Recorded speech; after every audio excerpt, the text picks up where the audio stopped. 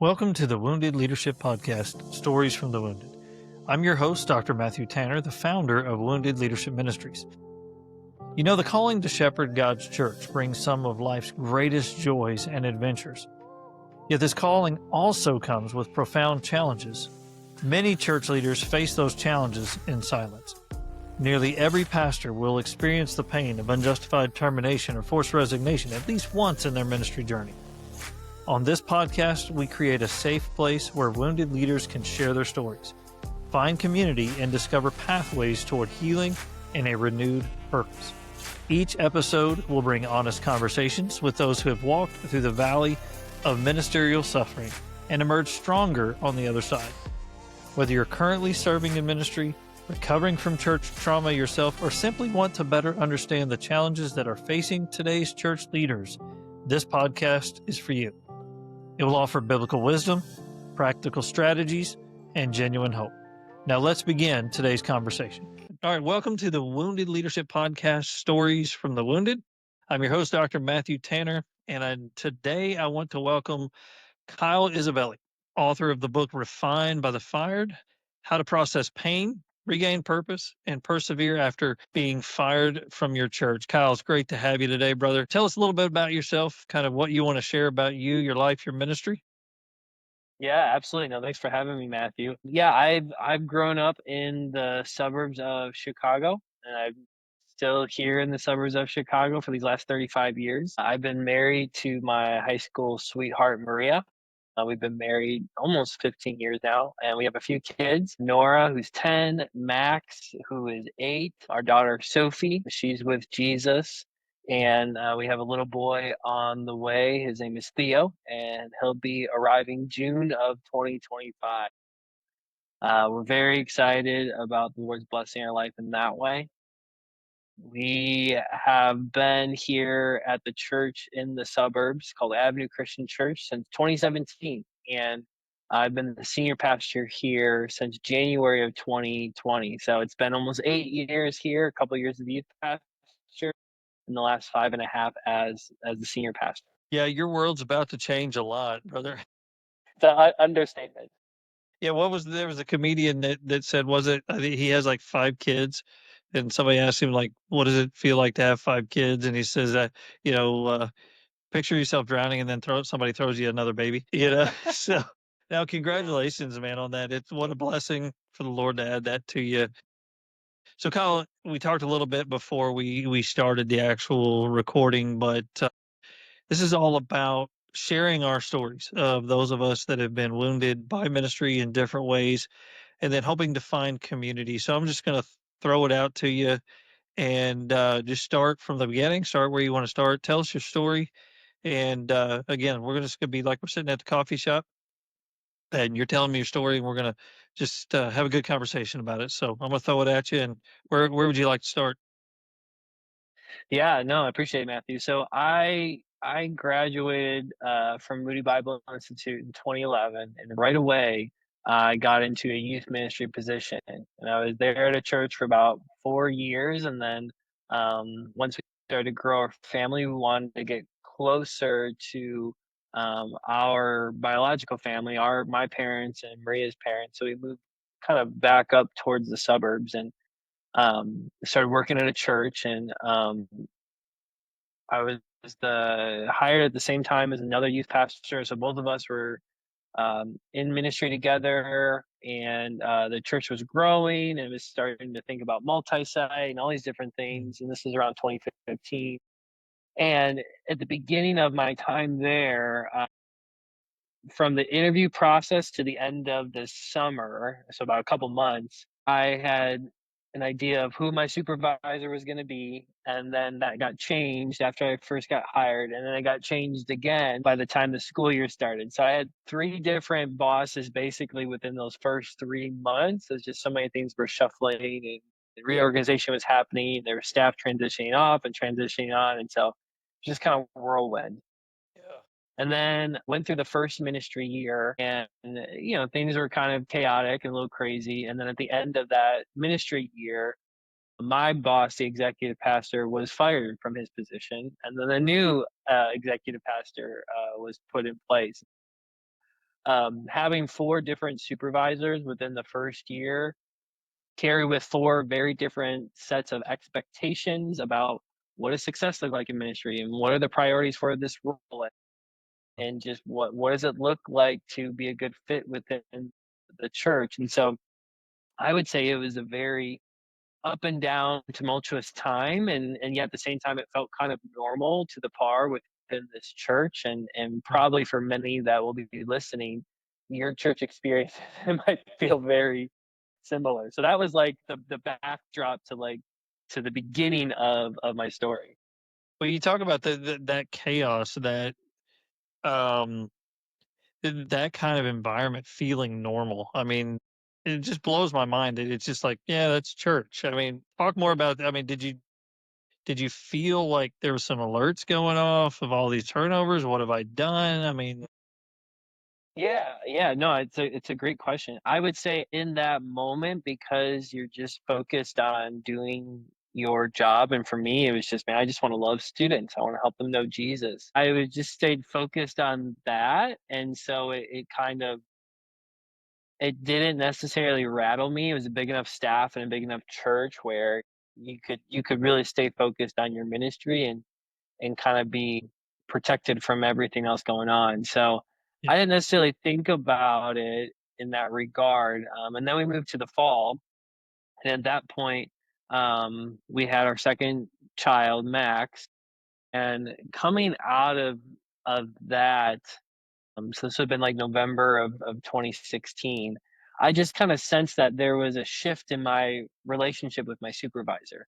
And I couldn't put my finger on what it was, but it just didn't seem like we were eye to eye on some things. And so over the yes, course of the next few months, we just had conversations, and I could tell like I would make a decision and we would agree on it, and then the decision would made to be implemented, and then we'd come back and talk about it, and it seemed like it wasn't what we agreed on, or it just and then after that it was like, well, you should have done it this way, and it was like we discussed this, and it just felt like we were talking in circles about things, in my opinion, that were not essentials for leading a youth ministry. They were valuable conversations, but they weren't the main things. They weren't the main focus of the ministry.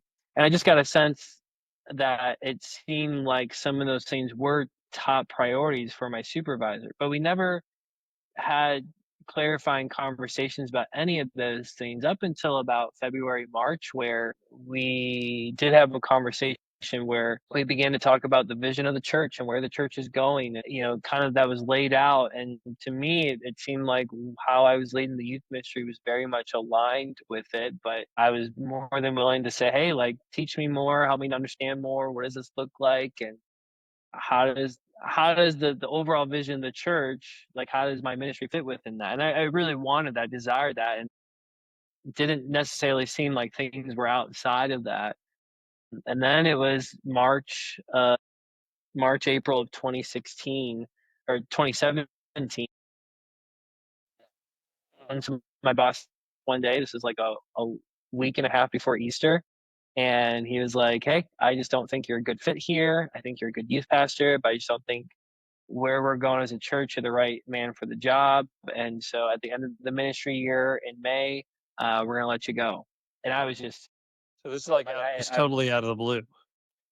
I mean, looking back, did you see? I mean, it's always hindsight's 2020. You looking back, yeah, you see maybe some breadcrumbs that along the way that maybe you could have learned from, or I don't know, it's so hard to see it coming. Or a lot of times, the folks that do this insulate themselves, from the process to where it is that surprise.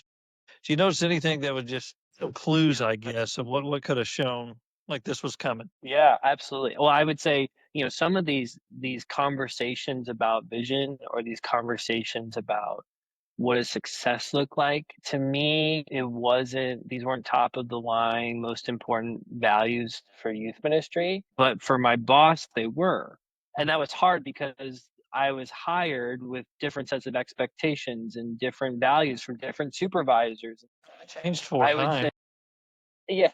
And so, like, and so trying to take as much ownership as I can of what were some of those signs, those flags, those breadcrumbs. Like, I could have asked deeper clarifying questions because I think those were bigger things than I had thought in the moment. And so, thinking about just a new employee, even though I'd been there for over a year, for my boss, I'd only been his, direct report for a few months. And so trust may have not have been there fully. And so just leaning into those deeper conversations and asking those questions of my supervisor, like, what do you want? What looks and like, are you giving me freedom to make a decision, or do I just need to listen to you and try it?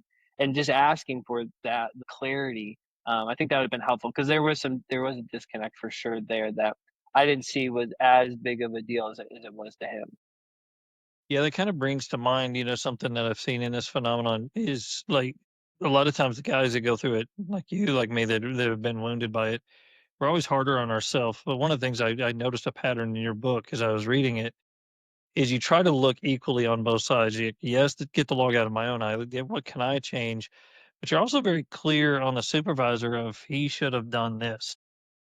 Yeah, talk more about those. I'm kind of going back and forth, but talk a little bit more Mhm. about those leadership moments of like, here's where he needed to change as well. Was that hard for you to because we don't wanna sound judgmental, we don't wanna sound accusatory, even though we've been accused. Yep. So, was that hard to Yep. kinda lay those out, I would say, or were you just mad and no. ready to do it?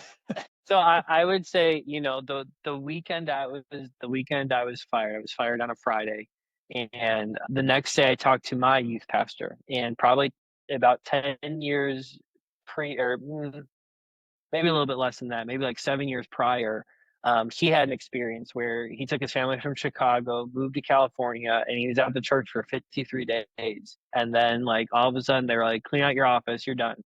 No discussion, nothing, just completely blindsided by it. So I called him, and I was Wow. like, "What? Like, how do you deal with this? What's going on?" What And do I so do? he Yeah. he said, yeah, exactly. And so he told me, he's like, "Hey, this is an opportunity for Jesus to teach you, for Jesus to grow in What you. And so ask him, what are the things that you need to learn during this time?" So I think because I started with that. Oh, I was no, sorry, I keep interrupting you, but I gotta pause for a second right there, like, when he said that, what was your first initial reaction? Like, this is a time to just see Jesus working. I mean, were you like, "Yeah, I get it," or were you like I was ticked. Yeah, I was so mad at him, because I felt like I wanted him to be on my side, and he always has been.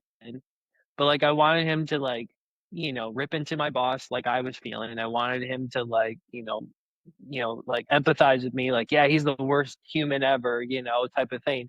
And, like, he got to the empathetic side, but he's always been someone who's challenged me, and so, like, I Yeah. knew I could take his words to heart, and it would really be what's best for me, because I knew it was coming from the heart of Christ that he reflects so well. So, like, I took that to heart, and I think because I had that mindset, when I saw the inconsistencies, or when I saw, like, "Hey, you weren't clear with your expectations with me," or "You don't really understand youth ministry fully," or, like, "Hey, you didn't take the time to get to know me and the things that I hope and pray for," and, "Hey, you weren't a part of the process when it came to hiring me in the first place, and you never even took the time to, like, process any of that." Like, even though, like, I could see those inconsistencies in my boss, or I could see maybe where he was wrong, I think because I always kept the mirror focused on myself, it helped me have more compassion and empathy and understanding towards him, and it allowed me just to be able to navigate some of those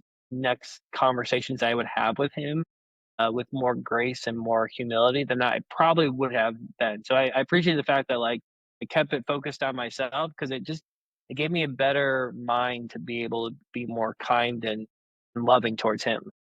100%. Because it's one of the things I've found in this phenomenon is a lot of times churches are doing this to pastors, but then pastors are doing this to other pastors. Yep. And I wonder, I mean, I can't speculate. I don't know the people you're talking about, have not met them, but I wonder if there was a wounding earlier in his ministry that rather than he self reflect and become a mirror, he became a toxic leader and then perpetuated Yeah. that. Yeah. Can you speak about that? I do think like the people who you look up to and the people that train you in ministry like do have a powerful impact on you. Mm, And so like he worked in this church culture for years. He'd been in the church culture for, several years. So he saw this type of turnover. He saw these types of decisions made. right. The church was a church plant. And so the senior pastor was developed in a church that had a ton of turnover and a ton of chaos and a ton of just, heavy-handed leadership. And that's what he was trained in. So like looking back now, it's like, well, that they were a byproduct of the ministry training they received. Now, it doesn't give That's them an excuse for not doing things differently, but it gives me and maybe the listener more empathy. Like, how was your supervisor trained? What type of environment were they a part of? And they're unaware that it's unhealthy. Then it's not going to change unless they can really take that first step to see it in their own selves. So, yeah, big. I think it very much can be perpetuated, like the wounded hurt the wounded. I definitely see that as a reality and especially in the church in America today. 100%. That's big. We are a byproduct of our upbringing, not only in our Yeah. family, but those who bring us up in the ministry. Yeah, I'm gonna that's one of those nuggets that I'm gonna marinate on for a while. Gonna dive into that. So go back to your story, Yeah. kind of where you were and pick back up from there. Yeah. Yeah. So, I found out a week before Easter I was gonna be fired, but I had to kind of keep it quiet because Easter was coming. So Yeah. like I was Why do still they like, do hey, wait till that? after Easter and then we'll tell everyone. And so it was a miserable couple weeks in that regard. Because like I just had no desire to be there, I had no desire to want to like be excited about the resurrection. And that was really difficult. And it was difficult for my wife. It was difficult for, my immediate family that knew and I shared with. But then we got post Easter and we got to a place where we were gonna like share it with some of the students and families and some of the staff. But at that point, some of the elders in the church, they had heard that, hey, there's going to be some staffing departures at the end of the ministry year, and a couple staff are being let go, but they didn't know who it was. And then I met with one of the elders who was a volunteer in the youth ministry, and I was, telling him, he's like, wait, what? Like he didn't know it was me. Wow. And so it just kind of brought this like chaos into things. And so then another pastor on staff found out, and then all of a sudden they were like meeting with my executive pastor talking through some of these things. And then I was pulled into a meeting with one of the pastors on staff and our executive pastor. And basically they just like said, hey, let's press pause on this firing and let's begin to talk about some of the differences that we have and maybe we could make this work. And I was like, what? Yeah, what's the roller Like, coaster of like, emotions like? I felt everything. I felt mad and Yeah. angry, felt hopeful and encouraged, Yeah. felt very just like hurt and wounded. Like why did we have these conversations like Yeah, this why haven't we earlier? been Like doing this why for did the it take year? multiple leaders to exactly. And so, we entered into then three conversations over the course of the next 3 weeks where one of the pastors was like a moderator between myself and my supervisor. And we basically laid out the differences and we talked about where things got off track and his view on things and my view on things. And by the time we got done with those three conversations, like it was really clear that he had a vision of what the youth ministry looked like and it was very different than what I had a view of. I just had to kind of come to that resolution and be okay with it and realize, okay, like this isn't gonna work out. Some of the things that are essentials for me and how I use my time or how I am invested at home with my family, like these aren't values here. It's just different. But they were non-negotiables for me and they were essentials and non-negotiables for him that I was like, those are not We're not essentials in ministry. yeah, we're not gonna come Um, together on that one. yeah, so ultimately the last conversation we talked and you know, I was like, "Hey, like I can tell I'm not the guy that you want for this job, so like Like, let's move forward with this process. Go hire the guy that you want to hire, and we'll move on from there. So, um, went through that. It got communicated, to to families, that there was some philosophy of ministry differences, which, is families don't really care about that. But I think that was a very true statement, and that the leadership wanted to go different way, and volunteers were mad, parents were mad, students were mad because, like, I was, well liked and well appreciated, and like things were growing and God was moving, and all the external as well as I would say internal signs that were in the lives Mm. of students, like we were seeing God work and God move. And so it was really hard for me. I just kind of kept that posture of, "Hey, I'm not gonna slander. I'm gonna stick to the script," which is true. Like, I didn't have to say every conversation that we talked about, but I could Yeah. generally say, "Yeah, these are the things that we disagreed on. These are the things we don't see eye to eye on." And yeah, I know it doesn't fully make sense because 'cause you're just thankful that your student has a youth pastor who loves them and cares about them, wants them to be more like Jesus. And so it Well, was a really hard transition for sure. talk to me about you talked about keep to the script. And if I bring up something, you're like, no, it's off limits, just let me know. But you put it in your book. So, but you talked about trying to the I hate to say it, the other side, the executive pastor trying to protect the narrative. Talk to me about navigating that because that's one of the frustrating things is you want to just simply go, why are you afraid of the truth? You know, you're saying this in the meeting, but then we're going to say this over here. We're going to soften it. Talk about navigating that. Yeah. Yeah. For me, I felt the strong conviction to really humble myself, to be okay with not being fully heard and understand in a similar way that Christ was not fully heard and understand. That when he was on trial, he didn't say anything, and he knew that there was a greater cause ahead that he had to take on, which was to die and to rise again. And so for me, I felt like ultimately truth comes to light, you know. It Mhm. always will. These things do come to light. And at the end of the day, in that moment, the people who are gonna be a part of that church and they were gonna be a part of the ministry moving forward, like, they didn't need me to just dump all my garbage on them. So they didn't Mhm. need me to share every single conversation that I had because we all know the church is messy, it's broken, it's full of leaders who are broken and sinful and selfish, myself included, yourself included. And so we're not always gonna get things right, we're not gonna do things right. And so I didn't feel like I was hiding anything. I was able to speak truthfully and openly and honestly, but I also didn't feel like I had to share every single detail with those people, with those families. Like if they wanted to ask more questions, and many of them did, they would go to the executive pastor. They would go to some people in leadership, and you know they would be able to decipher like, okay, are they being honest with me, or are they kind of spinning things, or are they slandering Kyle or whatever it is, and they could make that decision. That wasn't my job. I really felt like I wanted to protect the unity as much as possible. Um, and so that was just my MO. I make a caveat in the book that, you know, if it's issues of abuse of any type, physical, emotional, spiritual, sexual, that stuff does need to be spoken. Uh, 10th degree, everything, it needs to be completely out in the open. That you don't need to protect anyone from that. But this Absolutely. wasn't the case. They made a decision to go in a different direction. I disagree with it. I didn't think that was the best decision, but like there was nothing like that. So I felt like, no, I'm going to do my best to protect the unity of the church and have a Christ-like, humble attitude throughout the whole process.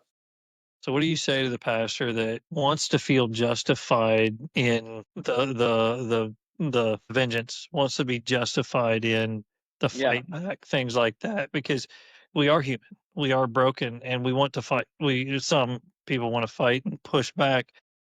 What do you say to those guys? it won't satisfy Mm. that feeling of justice. It won't ever satisfy. You always want more. You always want more vengeance. You always want more.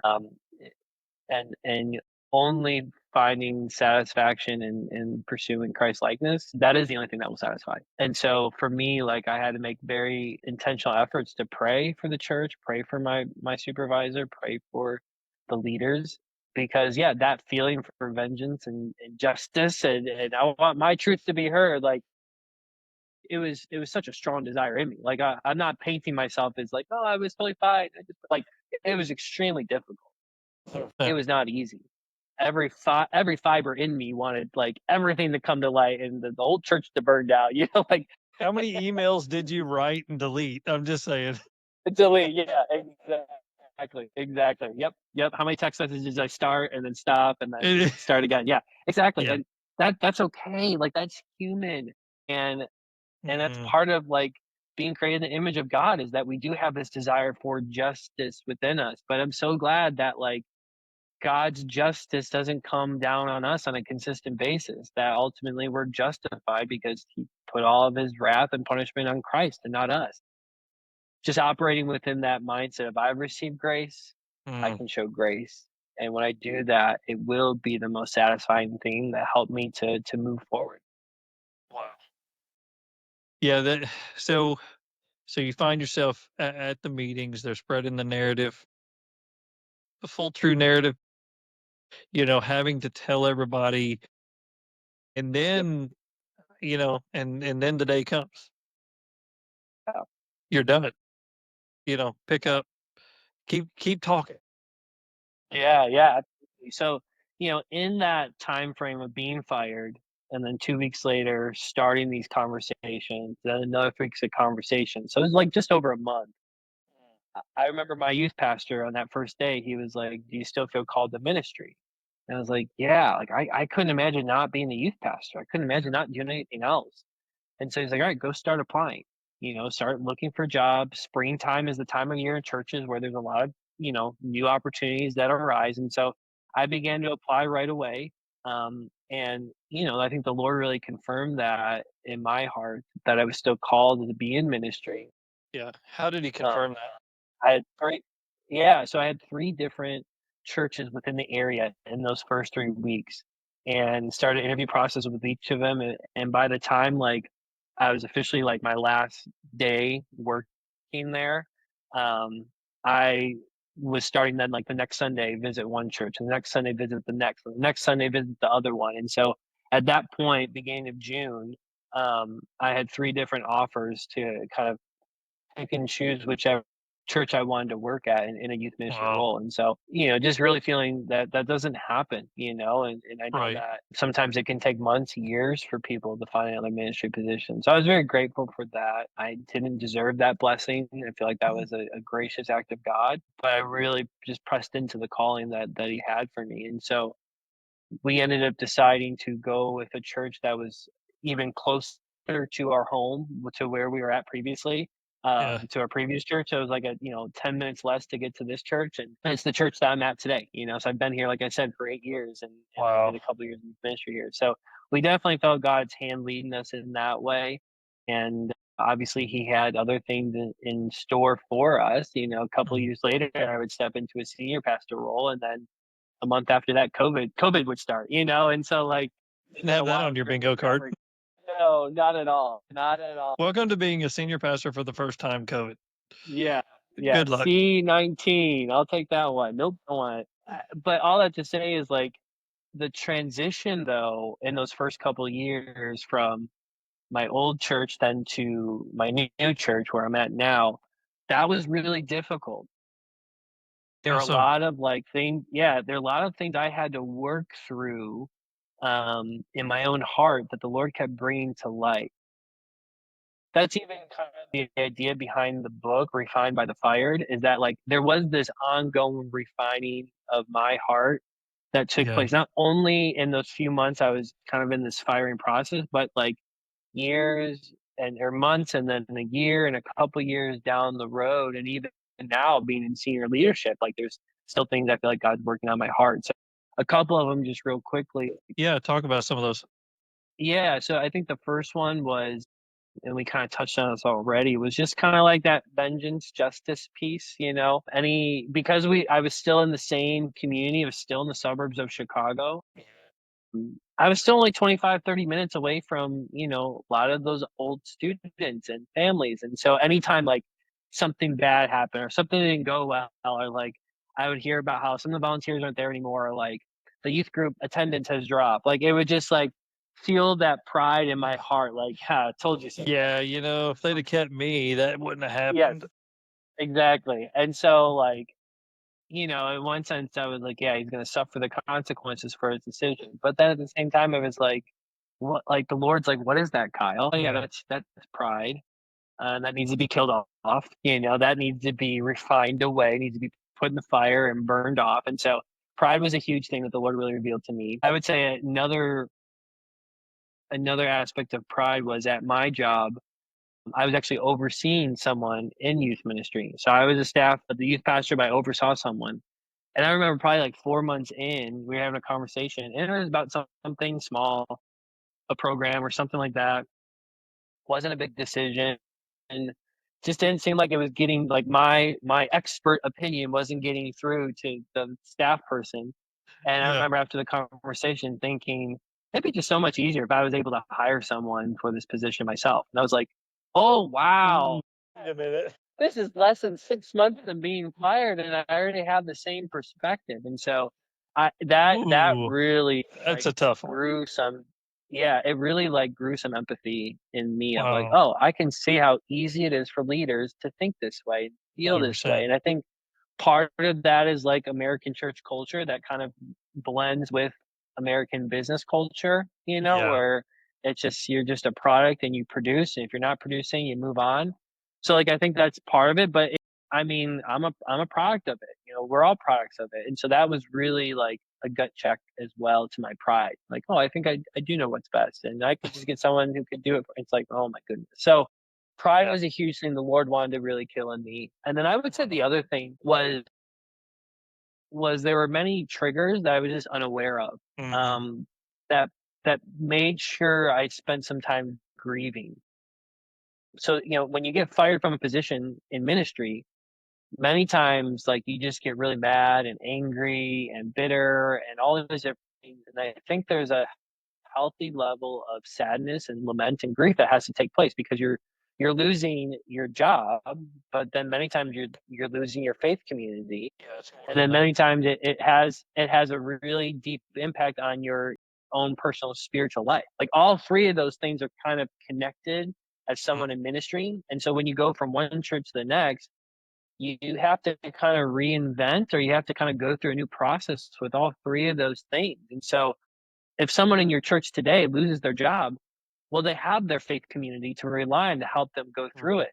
Exactly. When you get fired from a church, you don't have that anymore, and then you have to reestablish new faith community. And so there were many things that I would experience here at my new church that would bring up those sad feelings of grief and loss and Mm. pain that I just wasn't expecting. So like we would sing a worship song on a Sunday morning that like my previous church sang, and I would like I could feel myself just like tearing up. I had to leave the room. I would start Oh, yeah. bawling.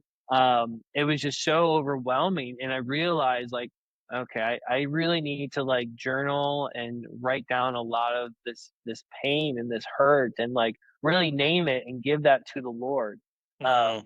So that was another thing that you know, it could have been just like, hey, a youth ministry event we were doing, or a student I would meet for the first time reminded me of a previous student at the old church, and I could just Oh, yeah.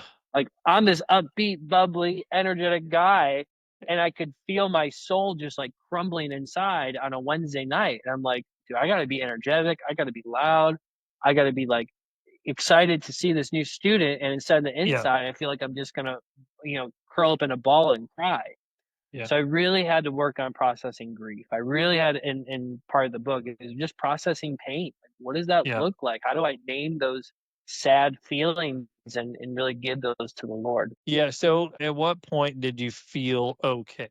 I mean, I remember in my journey, there was a time I remember, I was just sitting at home and I'm like, I'm not stressed, my heart's full. At what Yeah. point have you gotten to that point where you're just like, I think I'm gonna be okay? Yeah, I would say there are still days here or there where maybe I feel it a little bit, and I think part of that is proximity because I'm still in the suburbs of Chicago. My church is Yeah. still only 25 minutes away. And even though like there's different leaders at that church, my boss doesn't even work there anymore, like and so many different things. So once in a while, but I would say a moment that really was a catalyst for like healing was when I was about to be announced as the senior pastor at my church. And so I've been 2.5 years. I was about to be presented as the senior pastor at my church. And I just felt a strong conviction to the Lord that I still was harboring a lot of bitterness and anger towards my previous supervisor.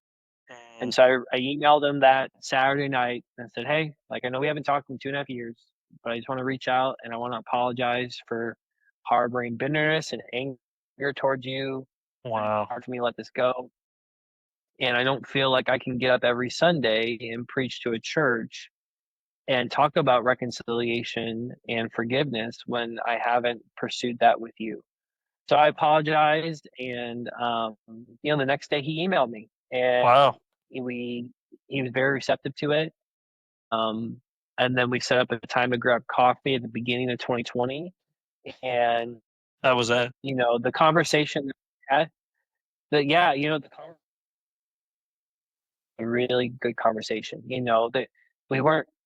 I wasn't expecting to hash over every single detail. I don't think that would have been healthy, but it was good to talk through and for me to say, "Hey, here are the ways I fell short," and for him to say, "Hey, here are the ways I fell short." And they were more general, but it felt like this was, "Hey, we're pursuing peace It was something. with one another." Yeah, like Paul tells us to do. And so we did that. We grabbed lunch again in February, and we actually had plans, late March of 2020 to get connected. And outside of COVID, maybe we would have stayed further connected on a consistent basis. I don't know, but Yeah. ultimately, like I was so grateful for that, and that having that sense of reconciliation with my supervisor really brought a great amount of healing to me, and be able to feel at peace and not feel anxious about it almost every day, and be Wow. able to feel like I could move forward. So it doesn't mean that random triggers don't come up once in a while, but I'm at a place now where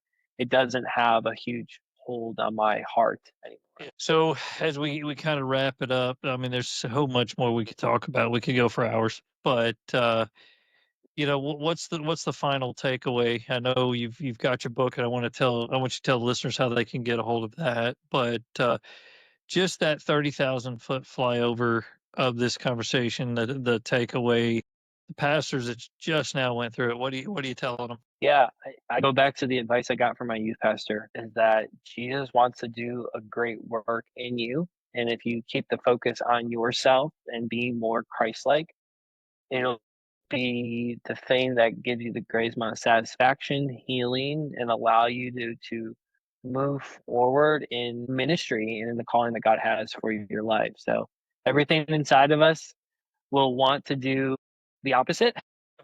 Being very intentional about pursuing that Christ-like humility as you go through this very difficult and disorienting process. Last question. One of the things you talk about in your book a couple of times or several times, you say finding a different way to go through this process. What are your thoughts on that? Can we do that? Yeah, I would say, that's one of the things that you kind of mentioned earlier. And I've had to really look in the mirror these last 5 years as a senior pastor is what am I doing differently so that someone isn't blindsided by firing. I think that being fired from a job or realizing that there's some differences in ministry values and different things like that, I think that's a reality in church. And I don't think that you should never fire someone. I don't think that's the case at all. But there are different steps to take moving Mm, forward. And for leaders, I would say the first one is making sure that you are clear on your expectations, which means you mm, you have to write them down, you have to follow up with them, you have to check in consistently to make sure that those expectations are being met. I would say that's the first one. The second one is making sure that as a supervisor, your goal is to help them in whatever they need to do. So many times, we look to hire someone just to go do the work and make it happen. And then it's like, oh, what do I want them to do? How does that look like? And Mm. being willing to work with them and help them along the process so that if they're maybe not doing the work, you're taking time out of your job as their supervisor to help them. Like that's part of being a good supervisor is being willing to help that staff person if they're struggling or figuring out like why is it that you're struggling in this area? Why is it that you're late to meetings? Or why is it that you're responding in this way? And like you really have to be a shepherd to them as well as a supervisor. So I would say that's the second thing. And then the last thing is when like you're getting to those places of like, hey, this things aren't going well. There are clear guidelines and expectations as to like, okay, if you can't do X, Y, and Z, then we're going to move towards you being let go. Or if you can't come through in this way, well, this is the next step in the process in which we're going to start helping you look for a new role, or we're going to help you transition out, or, Yeah. whatever it is. And so, many times in church world, business world, they call it like a performance improvement plan. Like we should be very clear and very gracious with those. Yeah, we should do better at Yeah, it than the business world does. 110%. We should stop looking to HR, and HR should be looking to the church, like all the people, we should be the most compassionate, empathetic, and also truthful Yeah. and desiring to pursue right living and right ways of acting. Like we should be better at it because we have the Holy Spirit living inside of us. And so Yeah. I think those three areas, especially as a senior pastor, I've really had to like come to grips with and say, okay, this is actually a bigger part of my role than maybe I was trained in, maybe than I expected, but it's such a valuable part of my role as a senior leader. I could not agree more. Kyle, we're running out of time, man. This has been great. How can those listening to this identifying with all these things?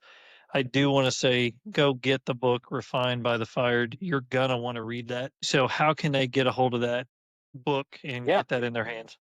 Yeah, absolutely. You can get it wherever you get your books at, Amazon, it's an ebook as well. You can get it at my website, kyleisabelli.com. I'm not on too many social medias these days. You can find me on LinkedIn and kyleisabelli@gmail.com. So Shit. that's about it right now. I'm in one of those seasons where detoxing a lot from all of social media platforms, which has been life giving. So you'll probably only find me on my website and Gmail here pretty soon. Yeah, you can get it wherever you get your books at. You'll be able to find my book. Excellent. Kyle, man, I can't thank you enough. We're gonna do this again. Was excited to who'd have thought somebody from Chicago and somebody from Missouri connecting in California to praying for your ministry, man. Thank you for telling us your story, being vulnerable to do that. And I pray that this continues. That's what this podcast is all about, is allowing wounded pastors to tell their stories, not only about wounding, but also about healing, and to see more healed pastors back in the game. So, Kyle, thank you. Appreciate your brother, praying for your ministry and your family. And we'll do this again sometime. Sounds good. Thanks, Matthew, for having me. Appreciate it. All right.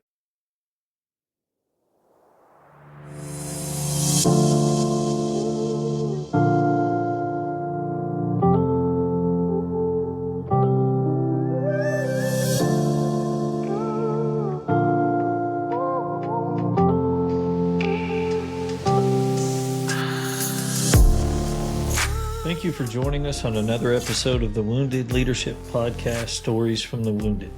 We hope today's conversation has given you valuable insight into how vulnerability and resilience work to shape truly authentic leadership. Remember, our wounds don't define us. Every scar tells a story of survival, and every setback creates an opportunity for extraordinary growth. If today's episode resonated with you, please visit us at woundedleadership.com, where you're going to find resources, community forums, opportunities to share your own leadership journey. I also invite you to subscribe, rate, review this podcast on your favorite platform. Your support helps us to reach more leaders who might be struggling in silence. Till next time, this is Dr. Matthew Tanner reminding you that your wounds can become your greatest source of wisdom, connection, and strength. It's the Wounded Leadership Podcast, transforming wounds into wisdom, one story at a time.